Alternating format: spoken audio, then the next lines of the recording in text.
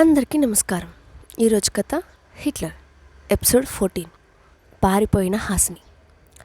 రవిని కొట్టినందుకు హాసిని పైన ప్రిన్సిపల్కి కంప్లైంట్ ఇవ్వడానికి వస్తారు అతని తల్లిదండ్రులు. హాసినిని ఎలాగైనా ఆ కాలేజ్ నుంచి బయటకు పంపించాలనే ఉద్దేశంతో రవి తండ్రి ప్రిన్సిపల్కి లంచం కూడా ఇస్తాడు. దాంతో అతను హాసిని తల్లిదండ్రులను పిలిపించడానికి ఆమె రికార్డ్స్ తెప్పిస్తాడు. అందులో ఆమెకు సంబంధించిన వారి వివరాలు ఏవీ లేకపోవడంతో నువ్వు అనాథవా అని హాసిని అడుగుతాడు ప్రిన్సిపల్. అందుకు సమాధానంగా నేనుండగా తను అనాథ ఎలా అవుతుంది అంటూ ఒక గంభీరమైన వాయిస్ వెనక నుంచి వినిపించింది. ఆ మాట అన్నది ఎవరా అనుకుంటూ అక్కడున్న వాళ్ళందరూ అటువైపు చూసి షాక్ అయిపోయారు. ఆ రూమ్ డోర్ దగ్గర నిలబడి ఉన్న విరాట్ స్టైల్గా నడుచుకుంటూ లోపలికి వచ్చి హాసిని పక్కన నిల్చున్నాడు. అతన్ని చూసి మర్యాదపూర్వకంగా షేక్ హ్యాండ్ ఇచ్చి, హలో సార్, మీరేంటి ఇక్కడికి వచ్చారు? ఏమైనా ఎమర్జెన్సీయా అని ఆశ్చర్యంగా అడిగాడు ప్రిన్సిపల్. ఎస్, హాసిని గార్డియన్గా ఇక్కడికి వచ్చాను అని స్ట్రైట్గా చెప్పాడు విరాట్. మీరు హాసినికి గార్డియనా? తడబడుతున్న గొంతుతో విరాట్ వైపు అపనమ్మకంగా చూస్తూ అడిగాడు ప్రిన్సిపల్. ఎస్, ఏంటి విషయం? ప్రిన్సిపల్ను సూటిగా చూస్తూ అడిగాడు విరాట్. అది అని చెప్పడానికి నాంచుతున్న ప్రిన్సిపల్ను గమనించిన విరాట్, డోంట్ వరీ, మీరేం చెప్పాలనుకున్నా నిస్సంకోచంగా చెప్పవచ్చు. మా హాసిని ఏం చేసిందో నాకు కూడా తెలియాలి కదా. తను చేసింది నిజంగా తప్పైతే వెంటనే కాలేజ్ నుంచి డిస్మిస్ చేసే రైట్స్ మీకుంది అని స్పష్టంగా చెప్పాడు విరాట్. అబ్బే, అది కాదు సార్, ఏదో ఫోటో వల్ల ఇష్యూ అయింది. కాలేజ్ అన్నాక ఇలాంటి అఫైర్స్ సర్వసాధారణం. లవ్ చేసుకోవడం, ఆ తర్వాత పెళ్లి చేసుకోవడం ఎన్ని చూడలేదు సార్ అంటూ విరాట్ చూపుల్లో కనిపిస్తున్న కోపానికి ఒక్క నిమిషం ఆగాడు ప్రిన్సిపల్. అప్పటికే విరాట్ అక్కడికి ఎందుకు వచ్చాడో తెలియక కంగారు పడుతున్న హాసిని ప్రిన్సిపల్ ఫోటో మ్యాటర్ ప్రస్తావించేసరికి గుండెలు అరచేతుల్లో పెట్టుకొని టెన్షన్గా చూస్తుండిపోయింది. పొరపాటున ఆ ఫోటో విరాట్ చూస్తే తప్పొప్పుల సంగతి పక్కన పెట్టేసి ముందుగా తన ఫోటోకు దండేయడం ఖాయం అని ఫిక్స్ అయిపోయింది. ఆమెకు ఆ సిచ్యువేషన్ నుండి పారిపోవాలని అనిపించింది. కానీ ఎలా ఎస్కేప్ అవ్వాలో తెలియక విరాట్ వంక భయంగా చూస్తూ ఉండిపోయింది. సరిగ్గా అప్పుడే, ఫోటో? ఏం ఫోటో అని అడిగాడు విరాట్. అతను ఆ మాట అనడం ఆలస్యం. వెంటనే తన మొబైల్లో కాలేజ్ వెబ్సైట్ ఓపెన్ చేసి అందులో పోస్ట్ అయి ఉన్న పిక్చర్ విరాట్కు చూపించాడు ప్రిన్సిపల్. ఆ ఫోటో చూసిన విరాట్ ముఖంలో ఎక్స్ప్రెషన్ భయంకరంగా మారిపోయి ఏ క్షణంలో అయినా బ్లాస్ట్ అవ్వడానికి సిద్ధంగా ఉన్న బాంబులా ఉన్నాడు విరాట్. అది చూసి అయిపోయింది, అంతా అయిపోయింది. ఈ ప్రిన్సిపల్ నా జీవితానికి నిప్పు పెట్టేశాడు. ఈ హిట్లర్ ఎలా రియాక్ట్ అవుతాడో ఏంటో. అయ్యయ్యో దేవుడా అని ఆందోళన పడింది హాసిని. మొబైల్లో ఉన్న ఫోటోని కాసేపు పరీక్షగా చూసిన విరాట్ అక్కడ ఉన్న రవి పేరెంట్స్ వైపు తిరిగి, మీరేమైనా మాట్లాడాలనుకుంటున్నారా అని సూటిగా అడిగాడు. అప్పటి వరకు హాసిని మీద ఇష్టం వచ్చినట్లు ఎగిరిన వాళ్ళు విరాట్ను చూడటంతోనే సైలెంట్ అయిపోయారు.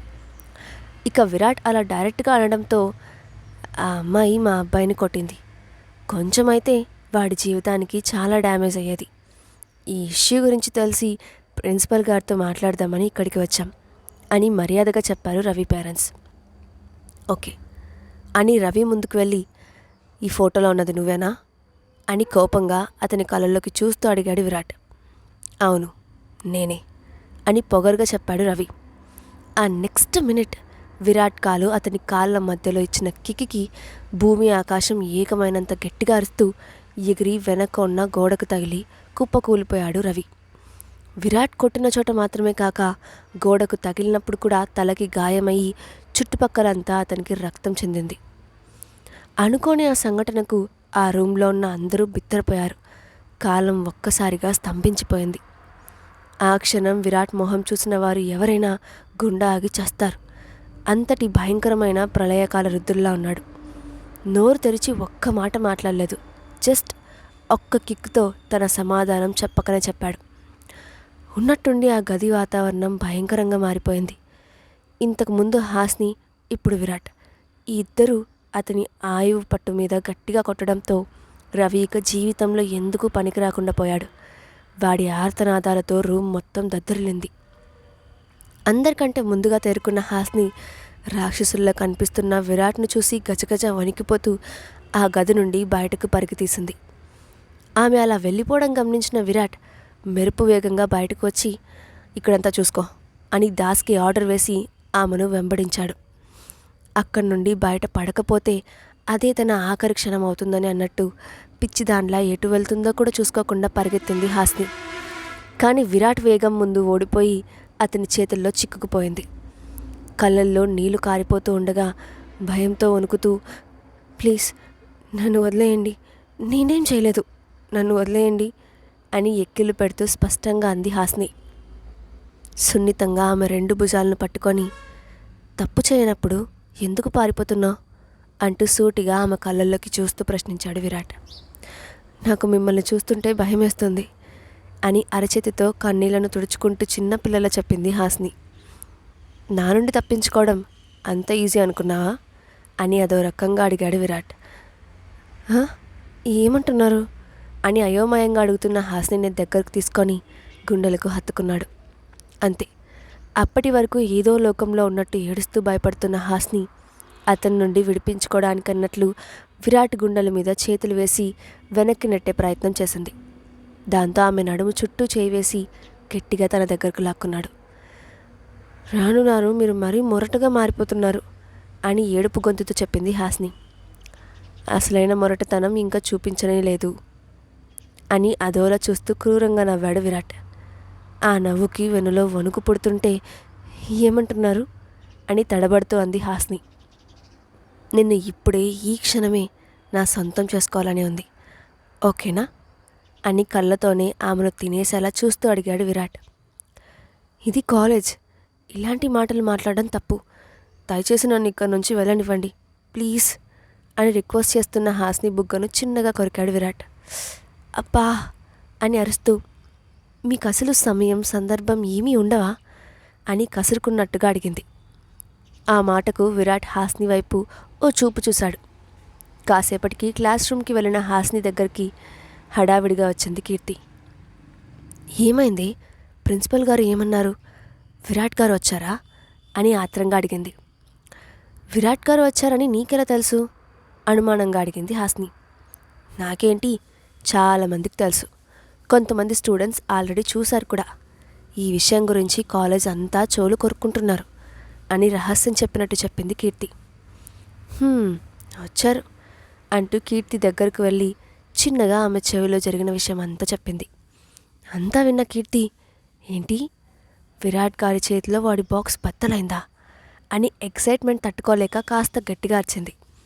ఒసే ఆపవే, నీకంత అత్యుత్సాహం ఎందుకు, ఎవరైనా వింటే ప్రాబ్లం అవుతుంది అని కంగారుగా ఆమె నోరు మూసింది హాస్ని.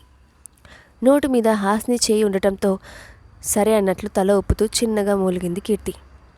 కాస్త చిన్నగా మాట్లాడు అంటూ కీర్తిని వదిలిపెట్టింది హాస్ని. సర్లే కానీ విరాట్ గారు చాలా మంచి పని చేశారు, వాడికి అదే సరైన శిక్ష అని కసిగా పళ్ళు నూరింది కీర్తి. నిజమే, వాడి మాటలకి నాకు చాలా కోపం వచ్చింది, అతని చేతిలో కాకపోయినా నా చేతిలో ఖచ్చితంగా చచ్చేవాడు అయ్యేదవా అని రవిని తిట్టుకుంది హాస్ని. అవును, ఇంతకీ సీన్లోకి విరాట్ గారు ఎలా వచ్చారు అని ఆశ్చర్యంగా అడిగింది కీర్తి. ఏమో, నాకు మాత్రం ఏం తెలుసు, ప్రిన్సిపల్ పేరెంట్స్ని తీసుకురమ్మని చెప్పారు. సరిగ్గా అదే టైంకి సింహం సింగల్గా ఎంట్రీ ఇచ్చి రవిగాడి దుమ్ము తొలిపేసింది. అక్కడ హిట్లర్ ఇచ్చిన 1 మ్యాన్ షోకి అందరూ నోర్లు తెరిచి చూస్తూ ఉండిపోయారు. నాకే భయం వేసి పారిపోయాను. ఈ విషయం బయటకు రావడానికి వీల్లేదని ఆర్డర్ పాస్ చేసి మరీ వెళ్ళారు. అందుకే ఆ రవి ఏమయ్యాడన్న విషయం ఎవ్వరికీ తెలియదు అని కీర్తికి వివరంగా చెప్పింది హాస్ని.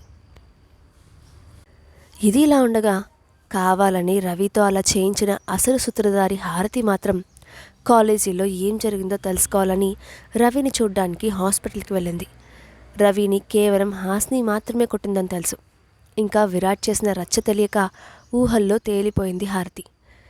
ఇప్పుడు గనక హాస్నిని రవి కిస్ చేశాడన్న విషయం విరాట్కి తెలిస్తే ఇక దాని మొహం కూడా చూడ్డు. అప్పుడు అతడు నాకే సొంతం అని మనసులో మురిసిపోయింది హారతి. హాస్పిటల్కి వెళ్ళేటప్పుడు అక్కడంతా బిజీగా ఉంది. ఆపరేషన్ థియేటర్లో రవికి ఆపరేషన్ చేస్తూ హడావిడిగా ఉన్నారు డాక్టర్స్. అది చూసిన హారతి, దిగులుగా కూర్చున్న రవి పేరెంట్స్ దగ్గరకు వెళ్ళి దొంగ సానుభూతి చూపించి అసలు విషయం రాబట్టే ప్రయత్నం చేసింది. ఆమె నటనను నిజమని నమ్మి కాలేజీలో జరిగిన విషయం మొత్తం హారతికి చెప్పేశారు రవి పేరెంట్స్. విరాట్ చేసిన పని తెలుసుకున్న హారతి షాక్ అయిపోయింది. అతని నుండి ఇలాంటి రియాక్షన్ వస్తుందని తను ఊహించలేదు. అందుకే ఎలాంటి చలనం లేనట్లు బిగుసుకుపోయి మరబొమ్మలా బయటకు వెళ్ళిపోయింది. ఇంటికి వచ్చిన దగ్గర నుండి ఏదో లోకంలో ఉన్న కూతుర్ని కదిపి అసలు విషయం తెలుసుకుంది మహేశ్వరి. ఆమె కూడా విరాట్తో ఉన్న మరో కోణం చూసి కాస్త భయమేసింది. దాంతో కంగారుగా హారతి వైపు చూస్తూ, బేబీ, విరాట్ను పెళ్లి చేసుకునే విషయంలో నువ్వు మరోసారి ఆలోచించే నిర్ణయం తీసుకుంటే బాగుంటుందేమో అని తన అభిప్రాయం చెప్పింది. ఏం మాట్లాడుతున్నావు మమ్మీ? విరాట్ నావాడు, నాకు మాత్రమే సొంతం, ఇప్పటికీ ఎప్పటికీ. ఆ హాస్నిని విరాట్ దృష్టిలో చీప్ చేద్దామని రవి గారిని వెతికి పట్టుకొని నేను సృష్టించిన మార్ఫింగ్ ఫొటోస్ కాలేజ్ వెబ్సైట్లో పెట్టేలా చేశాను. కానీ ఆ దద్దమ్మ చిన్న పని కూడా సరిగ్గా చేయలేక ఇద్దరి చేతుల్లో తన్నులు తిని హాస్పిటల్లో కూర్చున్నాడు. అయినా నేను వదిలిపెట్టను అని పిడికిలి బిగించి కసిగా అంది హారతి. ఈ విషయం కాలేజీలో అందరికీ తెలుసా? అనుమానంగా అడిగింది మహేశ్వరి. ఎవరికీ తెలియకుండా మేనేజ్ చేశారు. హాస్పిటల్లో ఆ రవిగాడి పేరెంట్స్ దగ్గర 4 సింపతి మాటలు మాట్లాడితే ఈ విషయాలన్నీ బయటకు వచ్చాయి. అసహనంగా అంది హారతి. ఇప్పుడేం చేద్దామనుకుంటున్నావు? కూతుర్ని అడిగింది మహేశ్వరి. ఇంకా ఏమీ అనుకోలేదు, కానీ నా విరాట్ను ఆ హాస్ని ఎగరేసుకుపోతూ ఉంటే చూస్తూ ఊరుకోను. అతను ప్రపంచాన్ని గడగడలాడించాలి, కానీ నన్ను మాత్రం అపురూపంగా చూసుకోవాలి. నన్ను చూసి అందరూ జలసీ ఫీల్ అవ్వాలి. హాస్ని మాత్రం నా అదృష్టాన్ని చూసి కుల్లి కుల్లి ఏడవాలి అని కసిగా అంటూ పగటి కలలు కనడంలో బిజీ అయిపోయింది హారతి. అంతా విన్న మహేశ్వరి, నాకెందుకో భయంగా ఉంది. ఆ విరాట్ మనకన్నా ఎన్నో రెట్లు డేంజర్ ఫెలో. తేడా వస్తే మన ప్రాణాలు పోతాయి అని ఆలోచనగా అంది. నో మమ్మీ, నేనేమీ ఆ హాస్నిలాగా అందాన్ని ఎరవేసి విరాట్ను పొందాలని అనుకోవట్లేదు. పెళ్లి చేసుకొని అతని భార్య కావాలనుకుంటున్నాను. దానికి ఏదైనా ఐడియా ఉంటే ఇవ్వు అని ఆవేశంగా అంది హారతి. అది కాదు బేబీ, హాస్నితో క్లోజ్ అయితే వాళ్ళిద్దరి మధ్య వీక్ పాయింట్స్ తెలిసే అవకాశం ఉంది. వాటిని యూజ్ చేసి వాళ్ళిద్దరిని విడదీయడం ఈజీ అవుతుంది. విరాట్కు దగ్గర అవడానికి దారి దొరుకుతుంది. అయినా ఆ హాస్నికి ఉన్న అంతంత మాత్రం అందానికే అట్రాక్ట్ అయిన విరాట్ అతిలోక సుందరిలా ఉండే నా కూతురికి పడిపోడా అని గర్వంగా అంది మహేశ్వరి. ఇంతలో అక్కడికి వచ్చిన బలరాం ఆ తల్లి కూతుర్ల మాటలు విని, మీకు అసలు మతి ఉండే మాట్లాడుతున్నారా? హాస్ని ఇంకా చిన్నపిల్ల, చదువుకుంటూ ఉంది. అలాంటి అమ్మాయిని విరాట్తో లింక్ ఎందుకు చేస్తున్నారు అని అసహనంగా అన్నాడు. అయ్యో, మీరు మమ్మల్ని తప్పుగా అర్థం చేసుకుంటున్నారు. ఆ రోజు మన యానివర్సరీ పార్టీకి విరాట్ ఎందుకు వచ్చాడు? రింగ్ విషయంలో హాస్నికి ఎందుకు సపోర్ట్ చేశాడు? ఎంత గొప్పవాళ్ళు ఇన్వైట్ చేసినా ఎవరి పార్టీకి వెళ్ళని వాడు మన యానివర్సరీకి వచ్చాడంటే అర్థం కావడం లేదా? అయినా ప్రేమకు వయసుతో పనేం లేదు. అతనికి పెళ్లి కాలేదు. మన అమ్మాయి వయసులో ఉంది, పైగా ఒంటరిగా ఉంటుంది. ఇంతకంటే ఇంకేం కావాలి అని తెలివిగా మాట్లాడి బలరాం మనసులో హాస్ని మీద అనుమానం కలిగించేలా చేసింది మహేశ్వరి. ఆమె మాటల్లో నిజమని నమ్మిన బలరాం హాస్ని విషయంలో కంగారు పడుతూ ఇంకొక్క మాట కూడా భార్యతో మాట్లాడకుండా ఆవేశంగా బయటకు వెళ్ళిపోయాడు. మరోపక్క క్లాస్లో లాస్ట్ బెంచ్లో కూర్చొని ప్రొఫెసర్ చెప్పేది ఏది వినకుండా మొబైల్లో గేమ్ ఆడుకుంటూ బిజీగా ఉన్న హాస్ని భుజం మీద ఒక్కటి పీకింది కీర్తి. అబ్బా, ఏమైందే? ఎందుకంత గట్టిగా కొట్టా అని అసహనంగా తలెత్తి చూసింది హాస్ని. ఓసారి విండో దగ్గర ఎవరున్నారో చూడు అని హాస్ని ముఖాన్ని అటుగా తిప్పింది కీర్తి. ఎవరున్నారు అనుకుంటూ విండో వైపు చూసిన హాస్ని అక్కడ ఉన్న వ్యక్తిని చూసి ఆశ్చర్యంగా పైకి లేచింది. హాస్ని ఎవరిని చూసి ఆశ్చర్యపోయింది? ఆ వచ్చిన వ్యక్తి ఎవరు? నెక్స్ట్ పార్ట్లో చూద్దాం. ఈ స్టోరీ అప్డేట్ ఎలా ఉందో కింద కామెంట్ బాక్స్లో మీ ఒపీనియన్ని షేర్ చేయండి. అలాగే ఇలాంటి మరిన్ని స్టోరీస్ కోసం మా ఛానల్ని తప్పకుండా సబ్స్క్రైబ్ చేసి పెట్టుకోండి. Thanks for watching.